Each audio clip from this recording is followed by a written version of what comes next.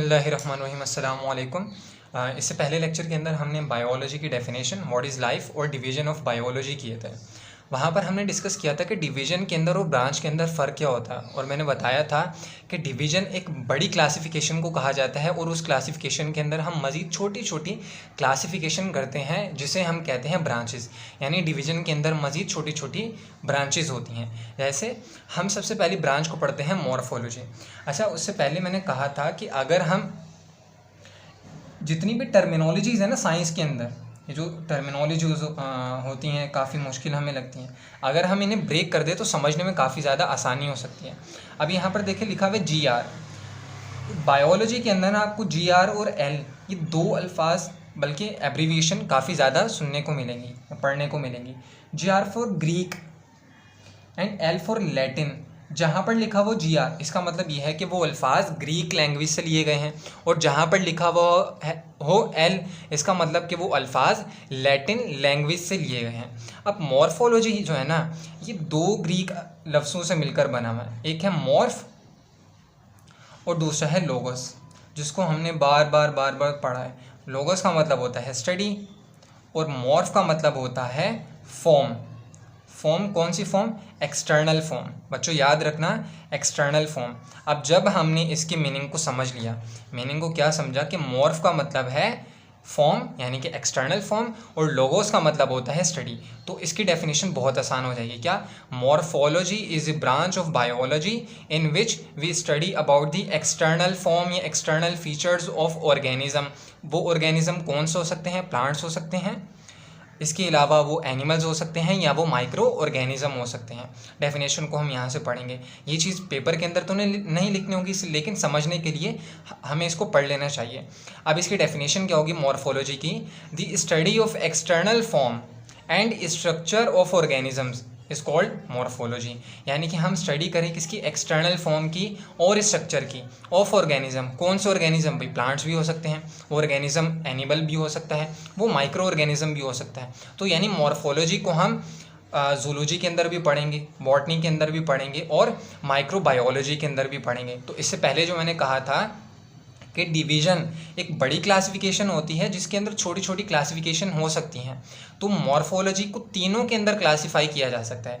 यानी कि जो डिवीज़न हमने किए थे, डिवीज़न नंबर 1 था जोलॉजी, बॉटनी, और तीसरा था माइक्रोबायोलॉजी। तो इसके अंदर मज़ीद छोटी छोटी ब्रांचेज़ हैं, इसके अंदर मज़ीद छोटी छोटी ब्रांचेज़ हैं, और इसके अंदर मज़ीद छोटी छोटी ब्रांचेज़ हैं। उनमें से एक है मॉर्फोलॉजी, और मॉर्फोलॉजी तीनों के अंदर हो सकती है।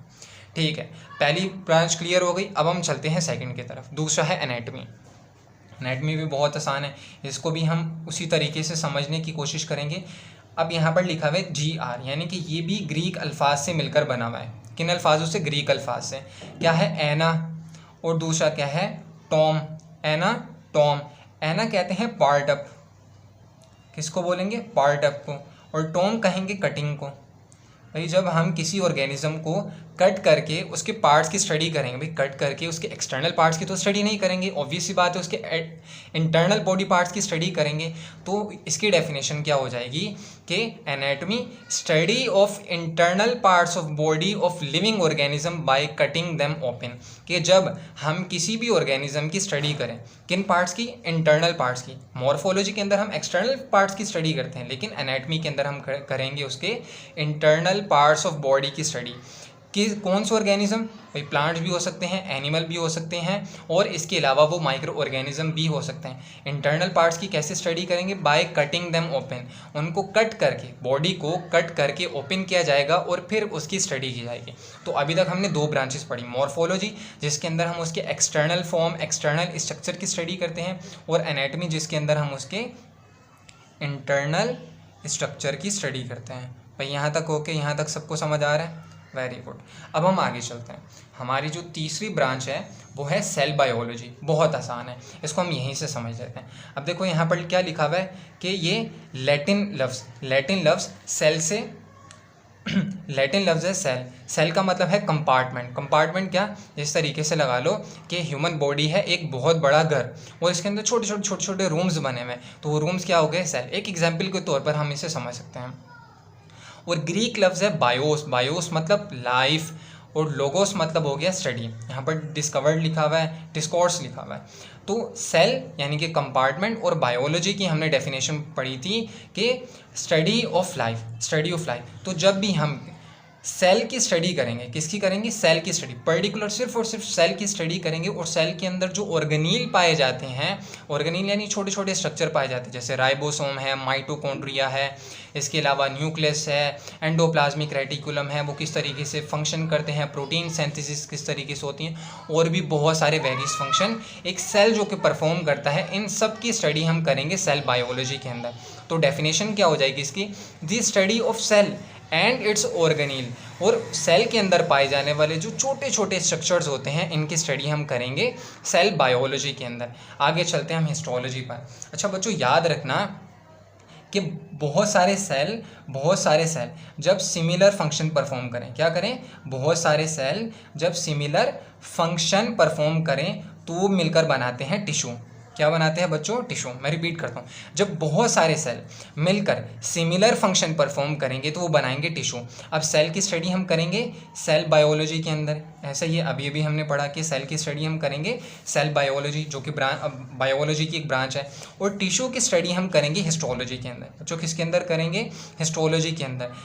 क्या स्टडी करेंगे? सेल की तो स्टडी कर ली सेल बायोलॉजी के अंदर। अब हिस्टोलॉजी के अंदर ऐसा इंपॉर्टेंट क्या है भाई? सेल एक दूसरे के साथ कैसे कोऑर्डिनेट कर रहे हैं। जैसे हम आंखों के सेल्स की बात करते हैं, भाई सेल ने मिलकर टिश्यू बना दिया। अब एक सेल दूसरे सेल से किस तरीके से कोऑर्डिनेट कर रहे हैं, सेल आंखों के अंदर जो सेल्स पाए जाते हैं, रॉड और कोन्स, वो किस तरीके से एक दूसरे के साथ इंटरेक्शन करते हैं, ब्रेन के पास सिग्नल्स भेज रहे हैं, वहाँ से सिग्नल रिसीव कर रहे हैं, इमेज को जनरेट कर रहे हैं। तो ये जो कोऑर्डिनेशन होता है, यानी कि सेल जो मिलकर सिमिलर फंक्शन परफॉर्म करते हैं और इनका दरमियान में जो भी कोऑर्डिनेशन होता है, उन सब की स्टडी करेंगे हिस्टोलॉजी के अंदर। बाकी को हम यहाँ से पढ़ते हैं। क्या हो गया कि ग्रीक हिस्टोलॉजी जो है वो ग्रीक लफ्ज़ हिस्टोस यानी कि टिश्यू और लोगोस यानी कि स्टडी। तो इसके अंदर हम क्या करेंगे? हिस्टोस का मतलब क्या हो गया? टिश्यू, और लोगस का मतलब क्या हो गया? स्टडी। तो इसके अंदर हम करेंगे स्टडी ऑफ टिश्यू। तो डेफिनेशन इसकी यहाँ से हम पढ़ लेते हैं। The study of structure of tissues of plant and animals. किसकी स्टडी करेंगे? Structure of tissues of plants and animals. अच्छा बच्चों, यहाँ पर हमने एक लफ्ज़ पढ़ा था ऑर्गेनिज्म, यहाँ पर सेल। अच्छा इसको हम छोड़ देते हैं, ऑर्गेनिज्म, और यहाँ पर हमने स्पेसिफिकली पढ़ा प्लांट्स और एनिमल। यहाँ पर हमने माइक्रो ऑर्गेनिज्म के बारे में क्यों नहीं किया? यानी ऑर्गेनिज्म लिख देते हैं जिसका मतलब तीनों होता है ना, प्लांट्स, एनिमल और माइक्रो ऑर्गेनिज्म। जैसे यहाँ पर ऑर्गेनिज्म का मैंने मतलब क्या बताया था कि यहाँ पर एनिमल भी हो सकता है, प्लांट भी हो सकता है, माइक्रो ऑर्गेनिज्म भी हो सकते हैं, सेम इसी तरीके से। अच्छा याद रखना कि माइक्रो ऑर्गेनिज्म ज़्यादातर होते हैं यूनिसेलुलर, उनमें से बहुत कम होते हैं मल्टी सेलुलर, लेकिन वो होते हैं सिर्फ सेल के लेवल तक, वो टिश्यू के लेवल तक नहीं पहुंचते हैं। क्या कि आगे हम इंशाल्लाह जाकर पढ़ेंगे लेवल ऑफ ऑर्गेनाइजेशन, तो उसके अंदर मैं आप लोगों को डिटेल से बताऊंगा कि सेल के लेवल तक ही रहते हैं माइक्रो ऑर्गेनिज्म, कुछ जाते हैं सेल के लेवल तक वो सिर्फ यूनिसेलुलर ही रहते हैं, कुछ होते हैं मल्टी सेलुलर लेकिन वो टिश्यू के लेवल तक नहीं जाते।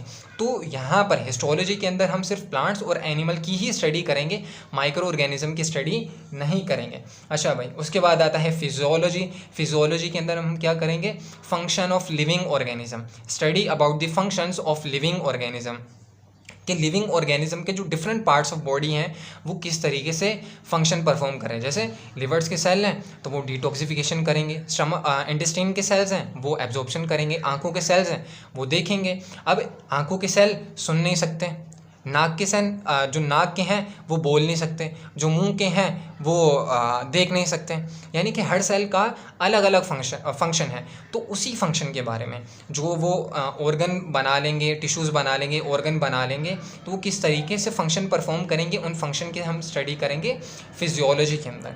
अच्छा जी, आगे हम चलते हैं। उसके बाद आता है टेक्सोनोमी के अंदर हम क्या करेंगे? Study of rules, principle, grouping and naming of living organism. बच्चों याद रखना कि टेक्सोनोमी के अंदर हम करते हैं क्लासिफिकेशन। सिंपल सी बात है, टेक्सोनोमी के अंदर हम करते हैं क्लासिफिकेशन। इतनी सारी स्पीशीज़ जो अभी तक डिस्कवर हो चुकी हैं, उनकी नेमिंग, आइडेंटिफिकेशन, क्लासिफिकेशन, ग्रुपिंग सब हम करते हैं टेक्सोनोमी के अंदर। लेकिन हमने टेक्सोनोमी को बनाया ही क्यों है? कि ऑर्गेनिज्म को नाम दें, उसको क्लासीफाई करें, उसको आइडेंटिफाई करें, ये क्यों ज़रूरी है? हमारे सर एक बहुत अच्छी एग्जांपल दिया करते थे। वो कहते थे कि मिसाल के तौर पर हमारे मोबाइल में है सिर्फ़ और सिर्फ 2 से 3 नंबर, लगा लो। एक 2 नंबर वालिदैन के हैं और एक किसी दोस्त का है, 2-3 नंबर है, तो उसको पहचानना बहुत आसान होता है। हम लास्ट के नंबर याद कर लेंगे या शुरू के 2-3 याद कर लेंगे, यही जो हम करते हैं। लेकिन उसके बजाय अगर एक बंदा है जो प्रोफेशनल है, वो पढ़ता भी है, काम वाम भी करता है, काफ़ी अच्छी उसकी गैदरिंग है, उसके पास 200-300 नंबर है। अब उन नंबर्स को पहचानना बहुत मुश्किल होगा उसके लिए, उन नंबर्स को पहचानना काफ़ी मुश्किल होगा। तो वो क्या करेगा, उनको क्लासीफाई कर देगा, यानी उनको सेव करेगा बाय नेम।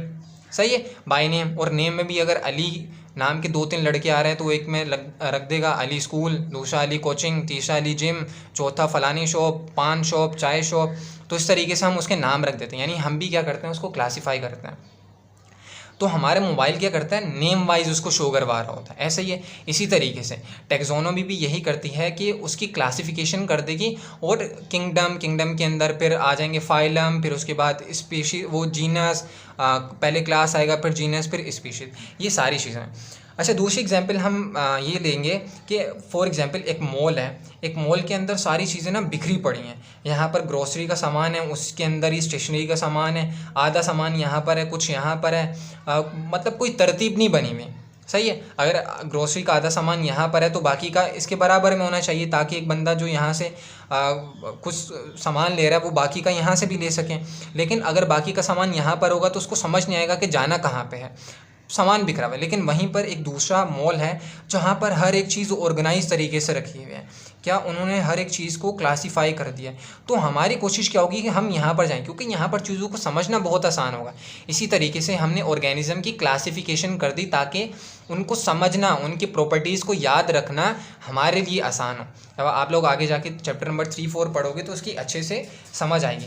और यही MCQ कराची बोर्ड के अंदर आया है, ये MCQ आया था 2022 के अंदर। Science of identification and classification of organism is called histology. Option थे उसके, ऑप्शन नंबर 1 था हिस्टोलॉजी, साइटोलॉजी, टैक्सोनॉमी और एनाटॉमी। 2022 का सवाल है और इसका करेक्ट आंसर था टैक्सोनॉमी।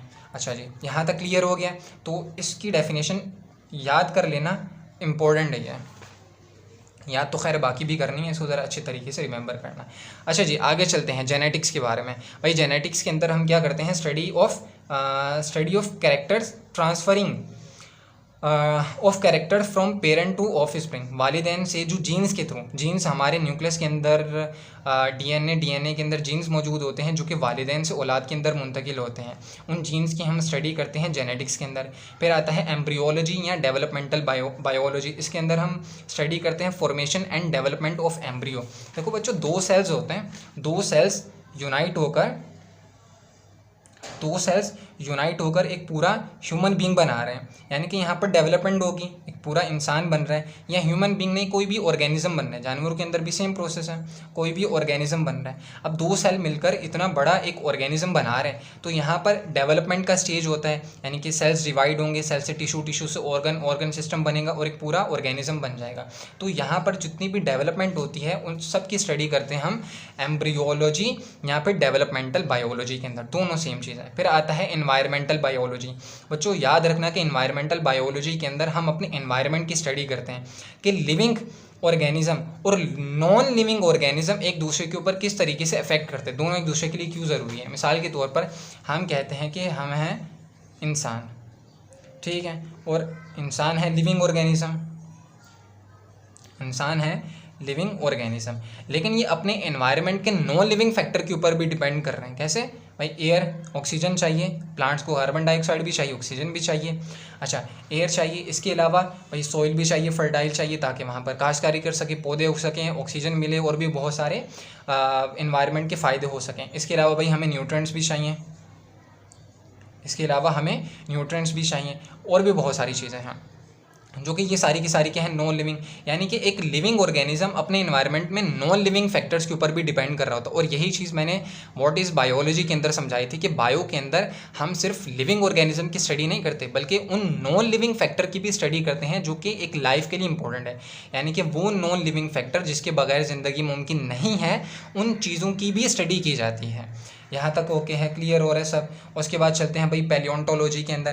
पैलियोंटोलॉजी के अंदर हम स्टडी करते हैं पास्ट ऑर्गेनिक लाइफ को, यानी कि वो ऑर्गेनिज्म जो दुनिया से चले गए और आजकल वो डिस्कवर हो रहे हैं, और अचानक से न्यूज़ आती है कि कोई ऑर्गेनिज्म है जो कि 500 साढ़े 500 साल पुराना है, वो डिस्कवर हुआ। अब उन बंदों को कैसे पता चला कि ये जो ऑर्गेनिज्म है ये 500 साढ़े 500 साल या 1000 साल पुराना है, और वो कहते हैं कि ये जो ऑर्गेनिज्म है ये आधा परिंदे की तरह है और आधा किसी जानवर की तरह है। यानी कि उसके स्ट्रक्चर को एनालाइज करना, उसकी लाइफ कितनी थी, उसकी एज क्या है मौजूदा, इन सब की स्टडी करते हैं हम पैलियोंटोलॉजी के अंदर। फिर बच्चों आता है बायोटेक्नोलॉजी। आजकल सबसे ज़्यादा काम हो रहा है बायोटेक्नोलॉजी के ऊपर। बायोटेक्नोलॉजी के अंदर क्या किया जाता है कि जीन्स को चेंज किया जाता है। जैसे मिसाल के तौर पर मुझे इंसुलिन बनाना है किसी डायबिटिक पेशेंट के लिए, तो मैं क्या करूँगा, एक इंसान का जीन लिया और ये बैक्टीरिया का जीन निकाला। अब देखो इंसान का जो जीन है ना, यानी इंसान का जो सेल है, सेल के अंदर जीन्स पाए जाते हैं। अब सेल वो बहुत स्लो डिवाइड होता है, 16 से 24 घंटे 25 घंटे जर्नल लेता है। इससे ज़्यादा भी ले सकता है और कम भी हो सकता है टाइम। लेकिन बैक्टीरिया की जो डिवीज़न है ना वो बहुत फास्ट होती है। तो ये क्या करते हैं साइंटिस्ट, इस जीन का छोटा सा टुकड़ा लिया, यहाँ से बायोलॉजिकल सीजर से इतना हिस्सा काट के ये वाला हिस्सा यहाँ पर लगा दिया, सही है। और इसको अब जो इनका बैक्टीरियल कल्चर था, यानी जहाँ पर बाकी बैक्टीरिया मौजूद थे वहाँ पर छोड़ दिया। अब ये क्या करेगा, न्यूट्रिएंट्स लेगा, रिप्रोडक्शन करेगा, अब बहुत सारे सेल्स के अंदर डिवाइड होगा। यानी कि एक जीन जो इस बैक्टीरिया के अंदर मौजूद था, जब ये जीन डिवाइड होगा तो ये बहुत सारे, अच्छा ये डिवाइड कैसे होगा, जिस ऑर्गेनिज्म से यानी जिस बैक्टीरिया से हमने इसको लिया था वापस उसी बैक्टीरिया के अंदर इसको एंटर कर देंगे, ताकि ये जीन जो है उस बैक्टीरिया के अंदर जाए, और जब वो बैक्टीरिया डिवाइड हो तो ये जीन भी डिवाइड हो। तो जब number of bacteria, multiple number of bacteria बनेंगे तो ये जीन्स की का जो नंबर है वो भी बढ़ता जाएगा। तो हम वहाँ से उसको कलेक्ट कर लेते हैं। इसके अलावा भी इसके बहुत सारे यूजेस हैं, तो इसको समझना थोड़ा सा मुश्किल होता है। अच्छा जी, सोशोबायोलॉजी के अंदर हम सोशल बिहेवियर ऑफ ऑर्गेनिज्म के बारे में पढ़ते हैं और वो किस तरीके से एक दूसरे के साथ इंटरेक्शन करते हैं। मिसाल के तौर पर एक सोसाइटी है जहाँ पर स्ट्रीट डॉग रहते हैं। बाहर का अगर कोई स्ट्रीट डॉग आएगा ना वहाँ पर, तो वो भौंकने लगेंगे। यहाँ बाहर का कोई इंसान आएगा या कोई भी स्ट्रेंजर हो तो उसके ऊपर भौंकने लगेंगे। क्योंकि ये इनका सोशल बिहेवियर है कि अगर बाहर का बंदा कोई उस जगह पर आएगा उसके ऊपर भौंकेंगे। इसके अलावा दो फिशेज़ हैं, एक है डॉल्फिन, दूसरी है शार्क। दोनों का बिहेवियर बिल्कुल अलग अलग है। एक इंसानों के साथ बहुत फ्रेंडली है, उसका सोशल बिहेवियर इंसानों के साथ काफ़ी फ्रेंडली है, और दूसरी जो फ़िश है शार्क, वो काफ़ी ज़्यादा डेंजरस है इंसान के लिए, तो वो उनका सोशल बिहेवियर है। अब इंसान का भी सोशल बिहेवियर, कुछ इंसान बहुत ज़्यादा खुश मिजाज होते हैं, उनका बिहेवियर एक अलग तरीके का होता है। कुछ इंसान बहुत ज़्यादा गुस्सैल होते हैं। कुछ ऐसे जानवर हैं जो इंसानों के साथ बहुत अच्छे से इंटरेक्शन कर लेते हैं, उनका सोशल बिहेवियर इंसानों के साथ पॉजिटिव होता है। कुछ ऐसे हैं जो कभी भी इंसानों के साथ सोशल इंटरेक्शन नहीं कर सकते। तो सोशल बायोलॉजी के अंदर हम इन चीज़ों के बारे में पढ़ेंगे बच्चों। फिर आता है पैरासाइटोलॉजी के अंदर हम पढ़ते हैं पैरासाइट्स के बारे में। पैरासाइट्स बेसिकली होते क्या हैं? पैरासाइट्स वो ऑर्गेनिज्म होते हैं जो किसी होस्ट बॉडी पर रहें, जो किसी होस्ट बॉडी की आउटसाइड भी हो सकते हैं, इनसाइड भी हो सकते हैं। उससे अपनी न्यूट्रिएंट्स ले और बदले में होस्ट को नुकसान पहुंचाए। पैरासाइट्स वो ऑर्गेनिज्म होते हैं जो होस्ट से न्यूट्रिएंट्स लेते हैं, उसकी बॉडी पर रहते हैं, अपना जीवन बसर करते हैं, लेकिन बदले में उनको नुकसान पहुंचाते हैं। मिसाल के तौर पर मॉस्किटो जो कि होस्ट ऑर्गेनिज्म इंसान है, उससे ब्लड सक करेगा और उसके बदले में उसे नुकसान पहुंचाएगा। उसकी बॉडी से वायरस वगैरह बहुत सारी डिजीज़ ट्रांसफ़र हो सकती है। इसके अलावा सर में पाई जाने वाली जुएँ, वो भी एक होस्ट की बॉडी पर रहेंगी, उससे अपनी न्यूट्रिएंट्स लेंगी और उसके बदले में उसको नुकसान पहुंचाएंगी। ठीक है, यहाँ तक समझ आया पैरासाइटोलॉजी। बस 1 से 2 और ब्रांच का रह गई है, वो है फार्माकोलॉजी। बच्चों फार्माकोलॉजी के अंदर हम पढ़ते हैं study about the action of drug का जो एक्शन होता है। ड्रग से मुराद यहाँ पर मेडिसन है।